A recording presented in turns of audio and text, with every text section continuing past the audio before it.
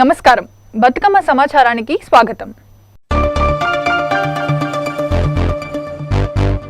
రాష్ట్ర ప్రభుత్వ ఉద్యోగుల వయోపరిమితి పెంపు సవరణ బిల్లుకు శాసనసభ ఏకగ్రీవంగా ఆమోదం తెలిపింది. ఈ సందర్భంగా ఆర్థిక మంత్రి హరీష్ రావు మాట్లాడుతూ రాష్ట్రంలో ప్రభుత్వ ఉద్యోగుల పదవీ విరమణ వయస్సు 58 ఏళ్లుగా ఉంది. ప్రస్తుతం రాష్ట్రంలో 4వ తరగతి ఉద్యోగులకు రిటైర్డ్ వయసు 60 ఏళ్లు, ప్రభుత్వ వైద్య కళాశాలల్లో బోధన సిబ్బందికి పదవీ విరమణ వయసు 65 ఏళ్లుగా ఉందన్నారు. అయితే న్యాయ సిబ్బందికి రిటైర్డ్ వయసు 60 ఏళ్లుగా ఉందన్నారు. అధ్యక్ష, I beg to move for taking into consideration of the Telangana Public Employment Regulation of Age of Superannuation Amendment Bill 2021. Motion moved. I request the Minister for Finance to explain the aims and objects and salient features of the bill. అధ్యక్ష, ప్రస్తుతం ఉన్నటువంటి ప్రభుత్వ ఉద్యోగుల పదవీ విరమణ వయస్సు 58 సంవత్సరాలుగా ఉంది అధ్యక్ష. 4వ తరగతి ఉద్యోగస్తులకు అది 60 సంవత్సరాలుగా, ప్రభుత్వ వైద్య కళాశాలలో బోధనా సిబ్బంది విషయంలో 65 సంవత్సరాలుగా ఇప్పటి వరకు ఉంది అధ్యక్ష మన రాష్ట్రంలో అధ్యక్ష. అయితే న్యాయ సిబ్బందికి 60 సంవత్సరాలుగా ఉంది అధ్యక్ష. అయితే కొన్ని రాష్ట్రాల్లో మరి 60-62 సంవత్సరాలు పదవీ విరమణ వయస్సు కొన్ని రాష్ట్రాల్లో మన దేశంలో అమల్లో ఉంది అధ్యక్ష. అయితే గౌరవ ముఖ్యమంత్రి గారు టీఆర్ఎస్ పార్టీ ఎన్నికల మేనిఫెస్టోలో ఉద్యోగస్తులకు ఇచ్చినటువంటి హామీ మేరకు ఈ 61 సంవత్సరాలకు మరి ప్రభుత్వ ఉద్యోగుల వయోపరిమితిని పెంచుతూ ప్రభుత్వం ఈ యొక్క బిల్లును సభ ముందుకు తీసుకురావడం జరిగింది అధ్యక్ష.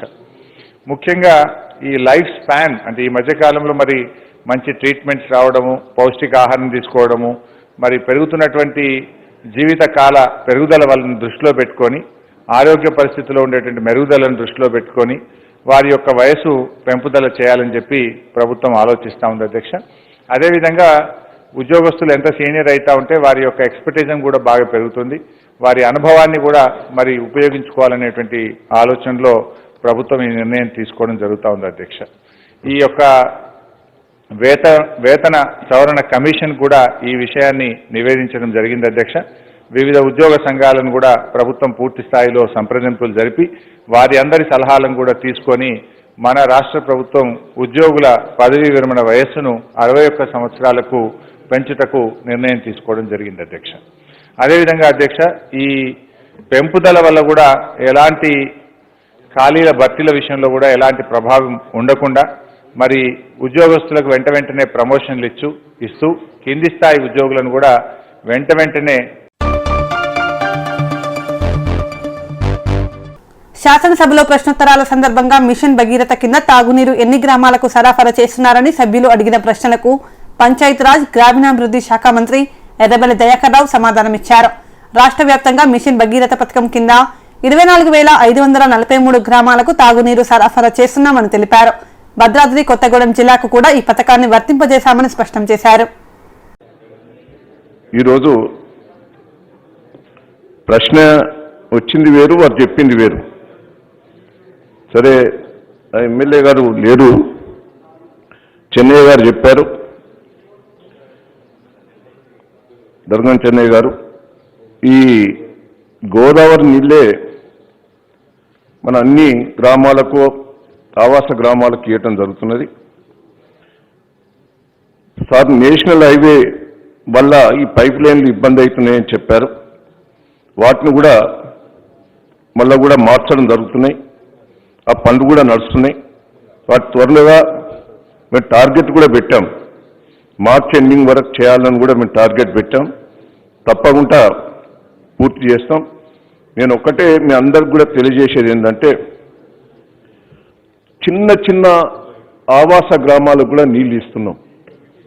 గిరిజన గూడాలకు కానీ ఆదివాసులు ఉన్న చిన్నకి 10 ఇండ్లకు కూడా కొన్ని దిక్కుల్లో అయితే కొత్తగూడెం మండలంలో 2 గ్రామాలు ఉన్న 5 కిలోమీటర్లు 8 కిలోమీటర్లు కూడా తీసుకుపోయి నీళ్ళు ఇవ్వడం జరుగుతున్నది. ఇవన్నీ కూడా నేను ఎమ్మెల్యేలందరినీ కూడా రిక్వెస్ట్ చేస్తున్నా. నేను అధికారులందరికీ కూడా ఆదేశాలు కూడా ఇవ్వటం జరిగింది. ఆ ఎమ్మెల్యేలకు కూడా నేను లెటర్స్ రాశాను. ప్రతి నియోజకవర్గం లోపల రివ్యూ మీటింగ్ పెట్టి మీరు ఇవన్నీ కూడా పూర్తి చేసి ఏర్పాటు చేయమని కూడా నేను లెటర్స్ కూడా స్వయంగా రాశాను. అధికారులను కూడా మీ దగ్గరికి తోలాను. ఆ పనులన్నీ కూడా స్పీడప్ అవుతున్నాయి. చిన్నవి ఏమన్నా టెక్నికల్గా ఇబ్బంది ఉంది, రైల్వే లైన్ కానీ ఆర్ఎంబి రోడ్ కానీ ఫారెస్ట్ కానీ కొన్ని ఇబ్బంది ఉంటే మీరు కోఆర్డినేషన్ చేసుకొని పూర్తి చేసి ఏర్పాటు చేయండి. దాదాపు 99% పూర్తయినాయి. ఎక్కడన్నా ప్రాబ్లమ్స్ ఉంటే కూడా దయచేసి నేను ఎమ్మెల్యేలను రిక్వెస్ట్. శాసనసభలో ప్రశ్నోత్తరాల సందర్భంగా రైతు వేదికల నిర్మాణంపై సభ్యులు అడిగిన ప్రశ్నలకు వ్యవసాయ శాఖ మంత్రి నిరంజన్ రెడ్డి సమాధానమిచ్చారు. రాష్ట్ర వ్యాప్తంగా ఇప్పటి వరకు 2596 రైతు వేదికలు నిర్మించామని తెలిపారు. రైతు వేదికల నిర్మాణాల కోసం 572 కోట్ల 22 లక్షల మొత్తాన్ని ఖర్చు చేశామన్నారు. వ్యవసాయం అనుబంధ శాఖల ద్వారా ఆధునిక వ్యవసాయ సమాచారం అవగాహన కల్పించడం కోసం నైపుణ్య శిక్షణ కేంద్రాలుగా ఈ వేదికలను ఉపయోగిస్తామన్నారు. నూతన ప్రయోగాలు చేసేవాళ్ళు కానీ యాంత్రికీకరణ విషయాలు కానీ అన్ని సమస్తమైనటువంటి విషయాలను అనుభవజ్ఞులైనటువంటి అధికారులతో పాటు శాస్త్రవేత్తల ద్వారా ఈ రైతు వేదికల్లో రైతాంగానికి శిక్షణ ఇచ్చేటువంటి ఉద్దేశంతో వీటిని ఏర్పాటు చేసుకోవడం జరిగింది అధ్యక్ష. మరి ఈరోజు గౌరవ సభ్యులు శ్రీ రసమై బాలకిషన్ గారు 2 విలువైనటువంటి ప్రశ్నలు వేశారు అధ్యక్ష. ఒకటి, రైతు వేదికలు వీటికి అవసరమైనటువంటి మెయింటెనెన్స్ దీన్ని మీట్ కావడానికి ప్రభుత్వం ఏమైనా చేస్తుందా? రెగ్యులర్ మెయింటెనెన్స్ ఉంటుంది, వాటర్ బిల్ ఉంటుంది, లేకుంటే పవర్ బిల్ ఉంటుంది, లేకుంటే క్లీనింగ్ ఉంటుంది. అయితే ఇక్కడ 2 విషయాలు అధ్యక్ష. రెగ్యులర్ క్లీనింగ్ అనేటువంటిది గతంలో లాగా ఇప్పుడు కాదు అధ్యక్ష. ఇప్పుడు ముఖ్యమంత్రి గారి ఆదేశం మేరకు ఒక గ్రామ పరిధిలో ఉండేటువంటి ప్రభుత్వపరమైనటువంటి ఏ కార్యాలయమైనా సరే అది బడి కానీ, గుడి కానీ, అంగన్వాడీ కానీ, పిహెచ్సి కానివ్వండి, రైతు వేదిక కానివ్వండి, ఏదైనా కానీ మొత్తం పారిశుద్ధ్య కార్మికుల యొక్క బాధ్యత, ఆ గ్రామ పంచాయతీ యొక్క బాధ్యత దాని యొక్క పరిశుభ్రతను పాటించడం. మంచినీళ్ళకు సంబంధించి, కరెంట్ బిల్లుకు సంబంధించి, ఇతరత్ర అందులో అవసరమైనటువంటి రెగ్యులర్ మెయింటెనెన్స్ సంబంధించి వ్యవసాయ శాఖ నుంచి ఇప్పుడు మేము ఒక్కొక్క రైతు వేదికకు నెలకు 8,000 రూపాయల చొప్పున మెయింటెనెన్స్ కోసం ప్రావిజన్ పెట్టుకున్నాం అధ్యక్ష. బడ్జెట్లో కూడా పెట్టుకున్నాం. గౌరవ ముఖ్యమంత్రి గారు ఇచ్చినటువంటి బడ్జెట్ లోపే మేము దాంట్లో అది కూర్చి సిద్ధంగా పెట్టుకున్నాం. ఇతరత్ర ఏదైనా ప్రత్యేకమైన అవసరాలు వచ్చినప్పుడు దాన్ని ఏ రకంగా మీట్ కావాలనో వ్యవసాయ శాఖ ఆలోచించుకుంటుంది. దీంతో పాటు ఇంకొక సూచన వారు చేసినారు, అదేమైనా అవకాశం ఉందా అని అడిగినారు. పగటిపూట మొత్తం శిక్షణా శిబిరాలు నడుస్తాయి. కొన్ని ప్రత్యేక సందర్భాలలో ఎప్పుడైనా అవసరం అనుకుంటే రాత్రులు కూడా నడుపుకునే అవకాశం ఉంటుంది, సాయంత్రాలు కూడా. కానీ ఖాళీ సమయాలు ఉన్నప్పుడు రైతు వేదిక క్లోజ్ అయి ఉంది, తాళం వేసుకుంది అనుకున్నప్పుడు రాత్రులలో, పగలు కాకుండా ఆ రాత్రులలో, సాయంకాలం వేళ, రాత్రుల వేళల్లో ఏదైనా దీన్ని ఆ గ్రామంలో ఆ పరిధిలో ఉండేటువంటి ప్రజానీకం యొక్క అవసరాల కోసం ఏమన్నా దీన్ని వాడుకునేటువంటి వెసులుబాటు ఏమైనా కల్పిస్తారా, దానికి ఏమైనా మెయింటెనెన్స్ కూడా వెళ్తుంది కదా అనేటువంటి ఒక సూచన చేసినారు. దీన్ని మేము తప్పకుండా పరిశీలిస్తాం అధ్యక్ష. విలువైన సూచననే. దీన్ని పరిశీలన చేసి దాని మీద ఏ నిర్ణయం తీసుకోవాలనో రాబోయేటువంటి రోజుల్లో ఆ నిర్ణయాన్ని కూడా ప్రకటిస్తామని చెప్పి నేను మనవి చేస్తున్నాను అధ్యక్ష. అదేవిధంగా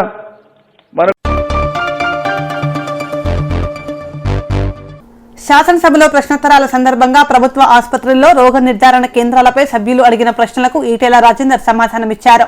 ప్రభుత్వ ఆసుపత్రులు ఇప్పటికే ప్రమాణాల ప్రకారంగా డయాగ్నోస్టిక్ సౌకర్యాలను కలిగి ఉన్నాయి.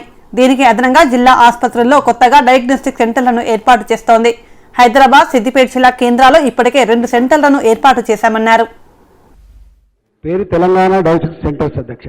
ఇది కూడా భారత ప్రభుత్వం చేత ప్రశంసలు పొందినటువంటి స్కీమ్ అధ్యక్ష. గౌరవ ముఖ్యమంత్రి గారు పేద ప్రజానీకానికి గ్రామీణ ప్రాంతాల్లో, పట్టణ ప్రాంతాలటువంటి బస్తీల నుంచి పేద ప్రజలు ఏవైతే ఉన్నారో చిన్న చిన్న సమస్యలు వచ్చినప్పుడు పట్టించుకోకపోవడం వల్ల అది క్రానిక్ డిసీజ్గా మారిపోతూ ఉంది. లక్షలాది రూపాయలు ఖర్చు పెట్టేటువంటి ఆస్కారం ఉంటుంది. ఎర్లీ డిటెక్షన్ తప్పకుండా క్యూరబిలిటీకి ఆస్కారం ఉంటుంది. కాబట్టి ప్రివెంటివ్ ఆస్పెక్ట్ కూడా పనికొచ్చే ఆస్కారం ఉంటుంది. కాబట్టి ఇవాళ దాన్ని దృష్టిలో పెట్టుకొని 60 రకాల టెస్టులకి శ్రీకారం చుట్టాం అధ్యక్ష. నారాయణగూడలో ఉన్నటువంటి బ్లడ్ బ్యాంకులో ఒక 10-12 కోట్ల రూపాయలతో అధునాతమైనటువంటి ల్యాబ్ ఏర్పాటు చేసి మైక్రోబయాలజిస్టులు కావచ్చు, పెథాలజిస్టులు కావచ్చు, ల్యాబ్ టెక్నీషియన్స్ కావచ్చు, బ్రహ్మాండంగా పెట్టుకొని ఈ హైదరాబాద్లో ఉన్నటువంటి 325 కేంద్రాలలో ఈ కలెక్షన్ చేస్తాం అధ్యక్ష. ఒక 9 జోన్లు ఉంటాయి అధ్యక్ష. అంటే ఒక 10 కిలోమీటర్ రేడియస్లో 15 కిలోమీటర్ రేడియస్లో వాళ్ళకు ఒక సెంటర్ ఉంటే ఇవన్నీ కూడా బార్కోడ్ వేసి అక్కడ చేరుతాయి అధ్యక్ష. అక్కడి నుంచి స్పెషల్గా మనం కాంట్రాక్ట్ చేసుకున్నటువంటి వెహికల్స్లో నాణ్యత కూడా చేరుతాయి అధ్యక్ష. అక్కడ ఈ టెస్టులన్నీ కూడా చేయబడి నేరుగా పేషెంట్కి తర్వాత నేరుగా ఆ సెంటర్కి ఆన్లైన్లోనే రిపోర్ట్ వచ్చేటువంటి గొప్ప స్కీమ్ అధ్యక్ష. దీంట్లో పేషెంట్కి ₹1 ఖర్చు అయ్యేటువంటి ఆస్కారం లేదు అధ్యక్ష. సిబిపి లాంటి కానీ బ్లడ్ షుగర్ లాంటి కానీ ఇలాంటివన్నీ కూడా దాదాపుగా రోజుకు ఒక 5,000 మంది శాంపిల్స్ ఇక్కడ మనం చేస్తా ఉన్నాం అధ్యక్ష. గంటకు 2,000 టెస్ట్ చేయగలిగే కెపాసిటీ ఉన్న ల్యాబ్ అధ్యక్ష. గ్రామీణ ప్రాంతాల్లో కూడా ఒక 19 సెంటర్లు ఉన్నాయి అధ్యక్ష. 19 సెంటర్లలో ఒక బ్రహ్మాండమైనటువంటి మోడర్న్ ల్యాబ్, దానికి సరిపడే సిబ్బంది, అదేవిధంగా ఒక మంచి బిల్డింగ్ కూడా కన్స్ట్రక్ట్ చేసుకునే అధ్యక్ష. ఒక్కొక్క సెంటర్కి ఎక్విప్మెంట్ మీద దాదాపు 1.25 నుంచి 1.5 కోట్ల ఎక్విప్మెంట్, అదేవిధంగా బిల్డింగ్ కన్స్ట్రక్షన్ చేసుకొని చేస్తాం అధ్యక్ష. కార్మిక చట్టాల కుదింపుకు వ్యతిరేకంగా దేశవ్యాప్తంగా వామపక్ష కార్మిక సంఘాల ఆధ్వర్యంలో నిరసన కార్యక్రమంలో భాగంగా పెద్దపల్లి జిల్లా గోదావరికని చౌరస్తాలో వామపక్ష కార్మిక సంఘాలు ఏఐటియుసి, సిఐటియు, ఐఎఫ్టియు ఆధ్వర్యంలో గోదావరికని గాంధీ విగ్రహం వద్ద నిరసన కార్యక్రమం చేపట్టారు. దేశవ్యాప్తంగా నరేంద్ర మోడీ సర్కార్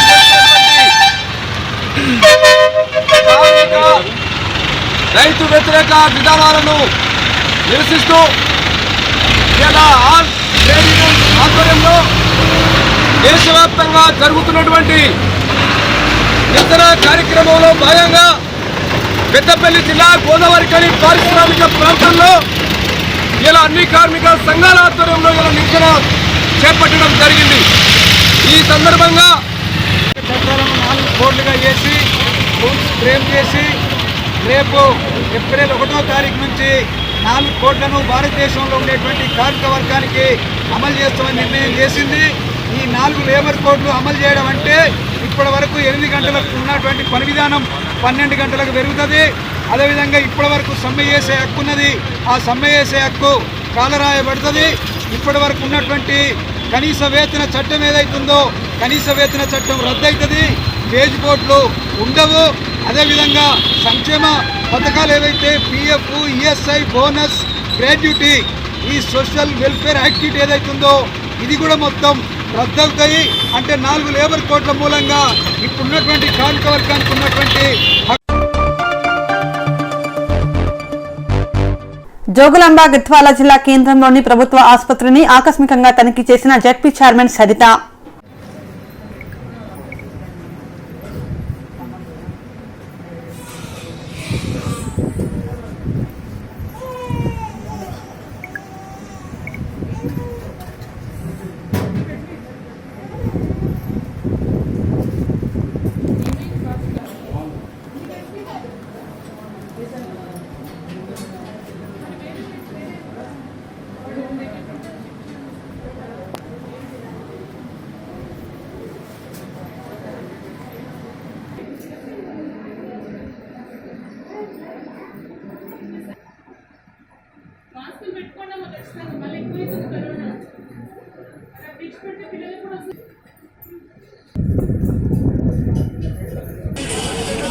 జనరల్ విజిట్ ఏంటంటే కరోనా కేసెస్ రోజుకి ఎక్కువ అవుతుంది, అది ప్రజల్లో అవగాహన చాలా తగ్గిపోయింది. మళ్ళీ కరోనా అంటే నార్మల్ అయిపోయింది, ఆ ఉద్దేశంతోనే మళ్ళీ హాస్పిటల్కి రావడం జరిగింది. అలాగే హాస్పిటల్లో చూస్తే అందరూ మాక్సిమం మాస్కులు పెట్టుకోవడం ఉంది, కానీ సోషల్ డిస్టెన్స్ ఏంటంటే మనకి హాస్పిటల్ చిన్నగా అవ్వడం వల్ల కొంచెం ఇబ్బందికరంగా ఉంది. వినిపిస్తుంది.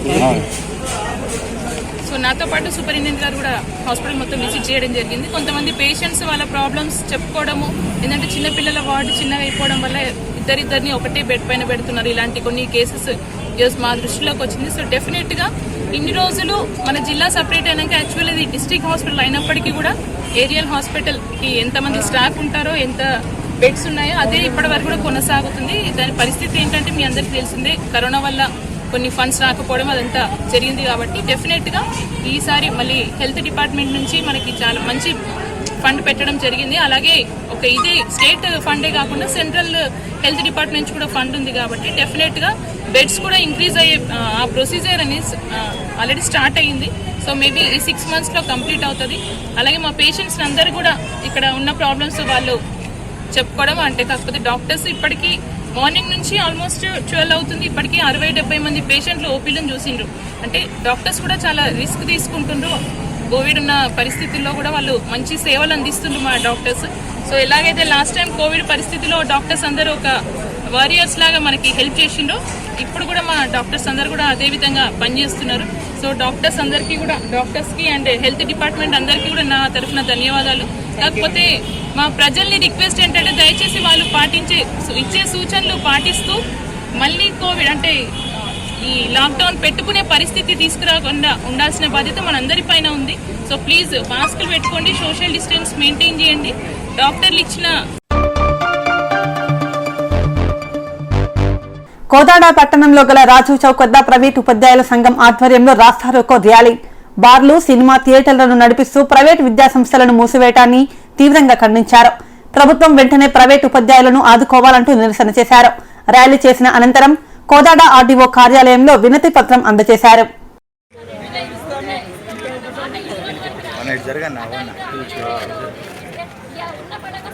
సబ్సిడీ రేట్ పురుగుల మందులు ఫ్రీ చెప్పిస్తే అదే జరుగుతుంది.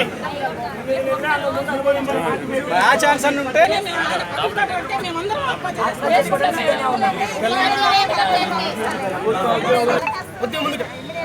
మీరు ముందుకు రావాలి. విద్యావంతులందరికీ దీని గురించి సరైనటువంటి అవగాహన ఉన్నది.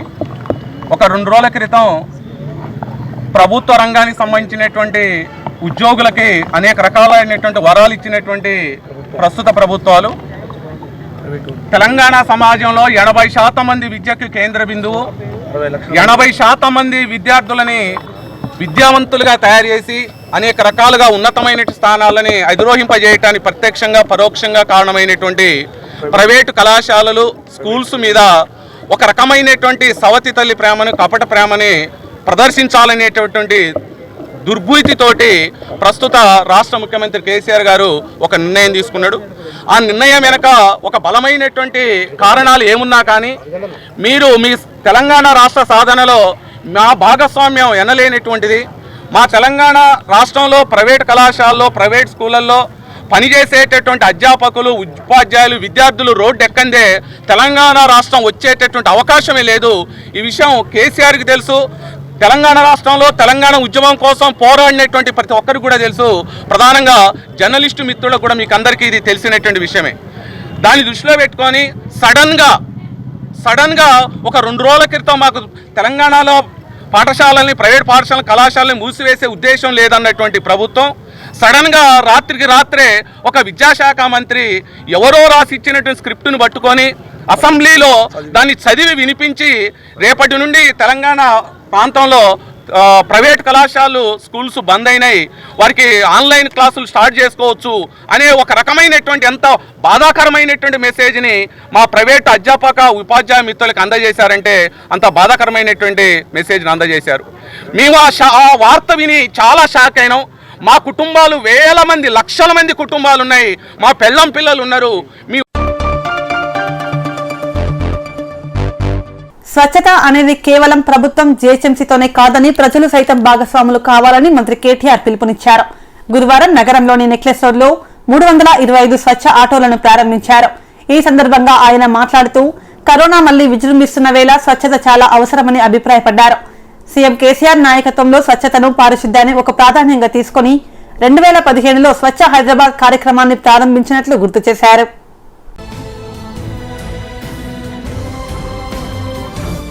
ఒక బిన్ ఫ్రీ సిటీగా చేయాలనే ఒక ఉద్దేశం ఏదైతే మన రాష్ట్ర ముఖ్యమంత్రి గారికి, అదే రకంగా మన మున్సిపల్ శాఖకున్నదో దానికి అనుగుణంగా మరొక 650 కొత్త స్వచ్ఛ ఆటోలని నగరంలో ప్రవేశపెట్టాలని ఒక నిర్ణయం తీసుకున్నాం. అందులో ఆ 650లో ఈరోజు మొదటి విడతగా ఒక 300 స్వచ్ఛ ఆటోల్ని, కొత్త ఆటోల్ని నగరంలో ప్రవేశపెడతా ఉన్నాం. నగర ప్రజలతో కూడా మా అందరి విజ్ఞప్తి ఏమంటే స్వచ్ఛత అనేది కేవలం ప్రభుత్వమో ఒక జిహెచ్ఎంసీనో అనుకుంటే అయ్యేది కాదు. తప్పకుండా ప్రజలు కూడా డోర్ టు డోర్ కలెక్షన్లో కానీ, సెగ్రిగేషన్లో కానీ, తడి చెత్తని పొడి చెత్తని వేరు చేసే దానిలో కానీ మీకు గతంలో ఏవైతే బుట్టలు ఇవ్వడం జరిగిందో, చెత్త బుట్టలు ఇవ్వడం జరిగిందో వాటిని వినియోగంలోకి తీసుకొస్తూ స్వచ్ఛ ఆటో డ్రైవర్లకు కూడా సహకరిస్తూ నగరాన్ని పరిశుభ్రంగా ఉంచే క్రమంలో అందరూ కూడా కలిసి రావాలని విజ్ఞప్తి. మన నగరాన్ని కూడా ఒక బిన్ ఫ్రీ సిటీగా చేయాలనే ఒక ఉద్దేశం ఏదైతే మన రాష్ట్ర ముఖ్యమంత్రి గారికి అదే రకంగా మన మున్సిపల్ శాఖకున్నదో దానికి అనుగుణంగా మరొక 650 కొత్త స్వచ్ఛ ఆటోలని నగరంలో ప్రవేశపెట్టాలని ఒక నిర్ణయం తీసుకున్నాం. అందులో ఆ 650లో ఈరోజు మొదటి విడతగా ఒక 300 స్వచ్ఛ ఆటోల్ని కొత్త ఆటోల్ని నగరంలో ప్రవేశపెడతా ఉన్నాం. నగర ప్రజలతో కూడా మా అందరి విజ్ఞప్తి ఏమంటే స్వచ్ఛత అనేది కేవలం ప్రభుత్వమో ఒక జిహెచ్ఎంసీనో అనుకుంటే అయ్యేది కాదు. తప్పకుండా ప్రజలు కూడా డోర్ టు డోర్ కలెక్షన్లో కానీ సెగ్రిగేషన్లో కానీ తడి చెత్తని పొడి చెత్తని వేరు చేసే దానిలో కానీ మీకు గతంలో ఏవైతే బుట్టలు ఇవ్వడం జరిగిందో చెత్త బుట్టలు ఇవ్వడం జరిగిందో వాటిని వినియోగంలోకి తీసుకొస్తూ స్వచ్ఛ ఆటో డ్రైవర్లకు కూడా సహకరిస్తూ నగరాన్ని పరిశుభ్రంగా ఉంచే క్రమంలో అందరూ కూడా కలిసి రావాలని విజ్ఞప్తి.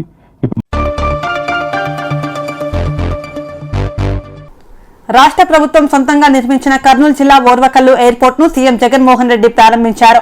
ఆయనతో పాటు కేంద్ర మంత్రి పి హర్దీప్ సింగ్ కు కూడా ఓర్వకల్లు ఎయిర్పోర్ట్ ప్రారంభోత్సవ కార్యక్రమంలో పాల్గొన్నారు. సీఎం జగన్ కేంద్ర మంత్రితో కలిసి ఎయిర్పోర్ట్ ను ప్రారంభించి జాతికి అంకితం చేశారు. ముందుగా సీఎం జగన్ జాతీయ జెండాను, ఆ తర్వాత దివంగత సీఎం వైఎస్ రాజశేఖర రెడ్డి విగ్రహాన్ని ఆవిష్కరించారు. 28వ తారీఖు నుంచి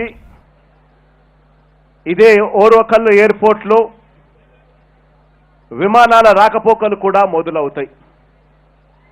ప్రారంభంలో బెంగళూరు, చెన్నై, విశాఖపట్నం నగరాలకు ఈ సర్వీసులన్నీ కూడా నడిపిస్తారు.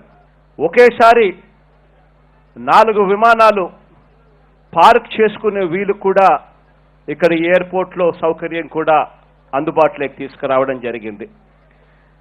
ఇప్పటి వరకు రాష్ట్రంలో 5 విమానాశ్రయాలు ఉంటే ఇది 6వ విమానాశ్రయం కాబోతా ఉంది. తిరుపతిలో అయితేనేమి, కడపలో అయితేనేమి, ఇప్పుడు కర్నూలులో అయితేనేమి, విజయవాడ అయితేనేమి, రాజమండ్రి అయితేనేమి, ఆ తర్వాత విశాఖపట్నం అయితేనేమి, ఈ ఎయిర్పోర్ట్తో 6వ విమానాశ్రయం ప్రారంభం. నిజామాబాద్ జిల్లా భీమ్గల్ మండలంలో ఈ రోజు జరిగిన అంగన్వాడీ టీచర్ల కార్యక్రమంలో రాష్ట్ర ముఖ్యమంత్రి కేసీఆర్, మంత్రి వేముల ప్రశాంత్ రెడ్డి, తెలంగాణ రాష్ట్ర ప్రభుత్వం అంగన్వాడీ టీచర్లకు పీఆర్టీయూ జీతాలు పెంచినందుకు కేసీఆర్, ప్రశాంత్ రెడ్డి చిత్రపటానికి పాలాభిషేకం చేశారు. టీఆర్ఎస్ ప్రభుత్వం ఏర్పడి నుంచి మాకు 3 సార్లు జీతం పెంచడం జరిగింది. మాకు చాలా సంతోషం ఉన్నది. మాకు పీఆర్సీలో మేము ఐసీడీఎస్ పుట్టిన నుంచి ఎప్పుడు కూడా ఏ ప్రభుత్వం కూడా పీఆర్సీలో మాకు విలీనం చేయలేరు. పీఆర్సీ ప్రకటించడంపై anganwadi teachers and helpers union చాలా సంతోషం వ్యక్తం చేస్తున్నాము. 30% పీఆర్సీ ప్రకటించడంపై మా అంగన్వాడీ టీచర్స్ అండ్ హెల్పర్స్ అందరము మేము సంతోషం వ్యక్తం చేస్తున్నాము. వాళ్ళను టీచర్స్ను ప్రేమించి మాకు పెంచిన జీతాలను బట్టి కేసీఆర్ అయ్య గారికి, ప్రశాంత్ రెడ్డి సార్ గారికి, తెలంగాణ ప్రభుత్వం గారికి మా యొక్క ధన్యవాదాలు. ఇంతవరకు ఇన్ని సంవత్సరాల నుంచి, కొన్ని 30 సంవత్సరాల నుంచి అంగన్వాడీలో చేస్తున్నాం, కానీ ఏ ప్రభుత్వం కూడా మా పట్ల దయ చూపి ఇంతవరకు ఏ జీతాలు పెంచలేరు. కేసీఆర్ గారికి మాకు జీతాలు పెంచినందుకు వారికి, వారి ప్రభుత్వానికి, ప్రశాంత్ రెడ్డి గారికి మా ధన్యవాదాలు తెలుపుతున్నాం. తెలంగాణ రాష్ట్రంలో మహిళలపై జరుగుతున్న దాడులు, అత్యాచారాలకు నిరసనగా మరియు బైంసాలో అత్యాచారానికి గురి అయిన 7 సంవత్సరాల పసిపాపకు న్యాయం చేయాలన్న భారతీయ జనతా పార్టీ రాష్ట్ర మహిళా మోర్చా పిలుపు మేరకు అసెంబ్లీ ముట్టడి కార్యక్రమంలో పాల్గొన్న తెలంగాణ రాష్ట్ర మహిళా మోర్చా కార్యవర్గ సభ్యురాలు సోమారపు లావణ్యని అరెస్ట్ చేసి బేగం బజార్ పోలీస్ స్టేషన్ కు తరలించారు. వారితో పాటు జిల్లా బీజేపీ మహిళా మోర్చా నాయకురాలను అరెస్ట్ చేశారు.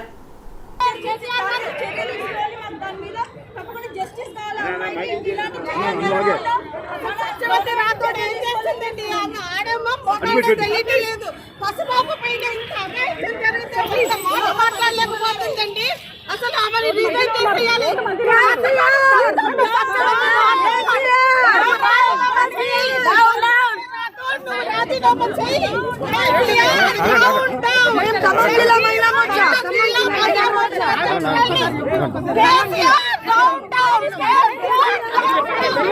ఒక్క నిమిషం మేడం, ఒక్క నిమిషం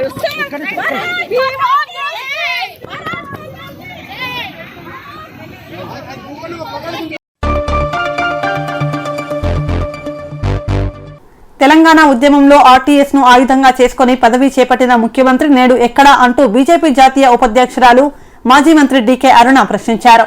జోగులాంబ గద్వాల జిల్లా పట్టణంలో గురువారం తన నివాసంలో ఏర్పాటు చేసిన విలేకరుల సమావేశంలో మాట్లాడారు.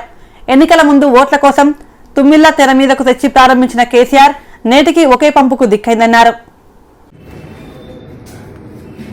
ప్రాజెక్టుల గురించి, ఆర్టీఎస్ రైతుల గురించి, తెలంగాణ ఉద్యమంలో ఆర్టీఎస్ని ఆర్డీఎక్స్ లాగా ఆయుధంగా చేసుకొని తెలంగాణ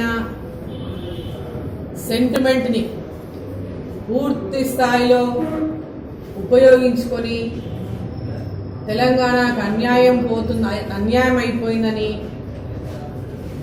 గొంతులు దించేలాగా అరిచినటువంటి ముఖ్యమంత్రి పూర్తిగా తెలంగాణ రాష్ట్రం ఏర్పాటయ్యి స్వయంగా ఆయననే ముఖ్యమంత్రి అయ్యి రెండోసారి ముఖ్యమంత్రి అయిన తర్వాత కూడా ఇప్పటిదాకా ఆర్టీఎస్ రైతుల యొక్క కష్టాలు, కన్నీళ్లు చూడనటువంటి దుస్థితి ఈ రాష్ట్రంలో మనం చూస్తా ఉన్నాం. రిపేర్ లేదు, అందులో ఎలాంటి లైనింగ్ లేవు, అన్ని రిపేర్ జమ్ము లేదు, ఎక్కడిదక్కడ ఏడ ఉన్న గొంగడ ఆడనే ఉన్నట్టు అన్నట్టు పరిస్థితి ఉన్నది. సెకండ్ పంపు స్టార్ట్ చేయడానికి ఇప్పటిదాకా కాల్వలను స్ట్రెంథెన్ చేయాలని చెప్పినారు. కెనాల్ స్ట్రెంథనింగ్ ఇప్పటిదాకా చేసినటువంటి పాపాన పోలే సెకండ్ పంపు స్టార్ట్ చేసేటటువంటి పరిస్థితి లేదు. మరి మూడో పంపు ద్వారా మరి మల్లమ్మకుంటాం కానీ నీళ్ళు ఇవ్వాల్సినటువంటి సందర్భంలో ఇప్పటిదాకా ల్యాండ్ అక్విజిషన్ జరగలేదు. ల్యాండ్ అక్విజిషన్ ప్రపోజల్ కూడా ఇప్పటిదాకా పంపినటువంటి పాపాన పోలేదు. ల్యాండ్ అక్విజిషన్ ప్రపోజల్స్ కూడా ఇప్పటిదాకా రాష్ట్ర ప్రభుత్వం వాటి గురించి ఎలాంటి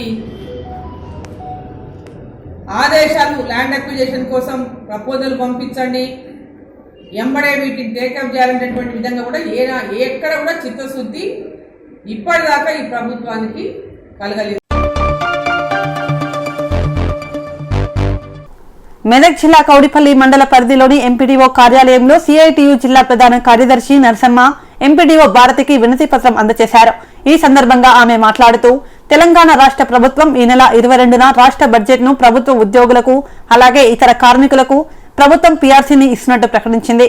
కరోనా కష్టకాలంలో గ్రామ పంచాయతీ కార్మికులు వాళ్ళ సేవలను అందించడం జరుగుతుందని, అయినా తెలంగాణ రాష్ట్ర ప్రభుత్వం గ్రామ కార్మికులకు పీఆర్సీని అమలు చేస్తున్నట్లు ఎక్కడగాని చూపలేదని వారు పేర్కొన్నారు. ఈ నెల 22వ తేదీన రాష్ట్ర బడ్జెట్ను ప్రవేశపెడుతూ ప్రభుత్వ ఉద్యోగులు అట్లనే మిగతా కార్మికులందరికీ కూడా ప్రభుత్వము పీఆర్సీని ఇస్తున్నట్టుగా ప్రకటించింది. మరి దాంట్లో కరోనాకి ప్రాణాలను అడ్డుపెట్టి ప్రజలకు సేవలు అందించడానికి గ్రామ స్థాయిలో పారిశుద్ధ్య కార్యక్రమాలు నిర్వహిస్తున్న గ్రామ పంచాయతీ కార్మికులకు మాత్రమైతే పీఆర్సీని వర్తింపజేస్తున్నట్టుగా ఎక్కడ ప్రకటన చేయలేదు. అట్లనే మరి గతంలో అందరూ పోయిన సంవత్సరం కరోనా లాక్డౌన్లో అందరూ వాళ్ళ ఆరోగ్యాల సంరక్షణ కోసం ఇళ్లలోనే ఉండి అన్ని రకాల జాగ్రత్తలు పాటించారు. కానీ గ్రామ పంచాయతీ కార్మికులు మాత్రం కరోనాను ఎదుర్కోవడం కోసం, ప్రజలందరికీ కాపాడడం కోసం గ్రామాల్లో సేవలు అందిస్తూ వాళ్ళకి అనేక రకాలుగా సేవలు అందించిన పరిస్థితి ఉన్నది. మరి అట్లాంటి గ్రామ పంచాయతీ కార్మికులకు ఈరోజు రాష్ట్ర ప్రభుత్వం పీఆర్సీని అమలు చేయకపోవడం అత్యంత దుర్మార్గం, అన్యాయమైనటువంటి పరిస్థితి. గ్రామ పంచాయతీ కార్మికులకు ఇస్తున్నటువంటి వేతనము 8,500 రూపాయలే. ఆ 8,500 రూపాయలు కూడా అందరికీ సక్రమంగా అందుతున్నది లేదు. ఒక్కొక్క గ్రామంలో 4-5 గ్రామ పంచాయతీ కార్మికులు ఉంటే వాళ్ళ మధ్యలో జీతాలు పంచుకోవాలి, తక్కువ మందికి ఇచ్చి ఎక్కువ మంది పంచుకోవాలనేది ఆ పద్ధతి గ్రామాల్లో కొనసాగుతూ ఉంది. మరి ఎవరికైనా అందరికీ కూడా 8,500 ఇవ్వాలి. ఆ ఇచ్చే వేతనాలు కూడా గత డిసెంబర్ కొన్ని గ్రామాలు, కొన్ని మండలాలు, అట్లనే మన మండలానికి సంబంధించి జనవరి నెల నుంచి కూడా వేతనాలు ప్రభుత్వము విడుదల చేయలేదు. మరి గ్రామ పంచాయతీ కార్మికులు మరుసటి రోజు గ్రామాల్లో పనిచేయాలనంటే ఏం తిని శక్తితో నుండి పనిచేయాలనేది మేము ప్రభుత్వాన్ని కోరుతా ఉన్నాం. మరి ప్రభుత్వము ప్రశ్నిస్తా ఉన్నాం. మరి ప్రభుత్వము అన్ని రకాలుగా తెలిసి కూడా గ్రామ పంచాయతీ కార్మికుల 3 నెలల వేతనాలను బకాయి పెట్టడము ఇది చాలా అన్యాయమైన పరిస్థితి. మరి ఏ రకంగా చూసుకున్నా గ్రామ పంచాయతీ కార్మికులకు అక్కడ వేతనాల్లో కానీ, ఇక్కడ రక్షణలో కానీ, అట్లనే వాళ్ళకి ఇచ్చినటువంటి పీఆర్సీలో కానీ అన్యాయం జరుగుతూ ఉంది. మరి సీఎం కేసీఆర్ పై కాంగ్రెస్ ఎమ్మెల్యే జగ్గారెడ్డి తీవ్ర స్థాయిలో మండిపడ్డారు. అసెంబ్లీలో మాట్లాడే అవకాశం కూడా ఇవ్వడం లేదని ఆగ్రహం వ్యక్తం చేశారు. అందుకే అంబేద్కర్ విగ్రహం నుంచి అసెంబ్లీ వరకు పాదయాత్ర నిరసన చేపట్టానని పేర్కొన్నారు. అసెంబ్లీలో సంగారెడ్డికి మెడికల్ కాలేజ్ ఇస్తామని అసెంబ్లీలో హామీ ఇచ్చిన కేసీఆర్ దాన్ని విస్మరించారని ఆరోపించారు. ఒక మెడికల్ కాలేజ్ గవర్నమెంట్ హాస్పిటల్లో ఉంటే మేలు జరుగుతుంది ప్రజలకు అనే ఒక ఉద్దేశం. మరి మెడికల్ కాలేజ్ శాంక్షన్ కంటే ముందు 1000 కోట్ల రూపాయలు స్ట్రక్చరల్ బిల్డింగ్ల గురించి సదుపాయాల గురించి మంజూరు ఇవ్వాలని అడిగాను. మరి ఇప్పటి వరకు కూడా 1000 కోట్లు మెడికల్ కాలేజ్ కోసం శాంక్షన్ రాలే, అట్లాగే మెడికల్ కాలేజ్ కూడా రాలే. పలుమార్లు ముఖ్యమంత్రి గారికి 2 ఏళ్ల నుంచి లెటర్లు రాస్తున్నా, మీడియాలో మాట్లాడుతున్నా. ముఖ్యమంత్రి గారు మా నియోజకవర్గంలో ఇంకా 40,000 మంది పేదవాళ్ళు ఉన్నారు, ఒక్కొక్క ఇంట్లో 4-5 పిల్లలు ఉన్నారు, వాళ్ళకి పెళ్లిళ్ళు అయినాయి, వాళ్ళకి ఇళ్ల స్థలాలు లేవు, ఇండ్లు లేవు, కాబట్టి 40,000 మందికి ఇళ్ల స్థలాలు ఇవ్వండి అని నేను ముఖ్యమంత్రి గారికి పలుమార్లు లెటర్లు రాశాను, పలుమార్లు మీడియా ముందు మాట్లాడాను. ప్రభుత్వం స్పందన లేదు. అదే కాకుండా నియోజకవర్గానికి 4 మండలాలు, 2 మున్సిపాలిటీలు ప్రజల అభివృద్ధి కోసం 2,000 కోట్ల రూపాయలు అడగడం జరిగింది. దానికి స్పందన లేదు. మెడికల్ కాలేజీకి స్పందన లేదు. 1000 కోట్లు మెడికల్ కాలేజ్ శాంక్షన్కి స్పందన లేదు. మరి 40,000 ఇళ్ల స్థలాలకు స్పందన లేదు. 2,000 కోట్లు నిధులు కూడా స్పందన లేదు ఈ రాష్ట్ర ప్రభుత్వానికి. ఈరోజు అంబేద్కర్ ట్యాంక్ బండ్ నుంచి అసెంబ్లీ వరకు ఈ యొక్క పాదయాత్ర, నిరసన పాదయాత్ర తెలుస్తూ ఈ 3 డిమాండ్ల మీద చేయడం జరిగింది. రాజన్న సిరిసిల్ల జిల్లాలో మృత్యువాత పడుతున్న వేములవాడ రాజన్న కోడేలు. ఉదయం 5 కోడేలు మరణించినట్లు సమాచారం. చనిపోయిన కోడెలపై వరిగడ్డి కప్పి కనిపించకుండా చేస్తున్న అధికారులు. 10ల సంఖ్యలో గోవులు మృత్యువాత. గోశాల అధికారులపై చర్యలు తీసుకోవాలని కోరుతున్న భక్తులు, హిందూ సంఘాల నేతలు, బీజేపీ నాయకులు. ఆలయ ఈవో చర్యలు తీసుకోవడం లేదని వెల్లువెత్తుతున్న విమర్శలు.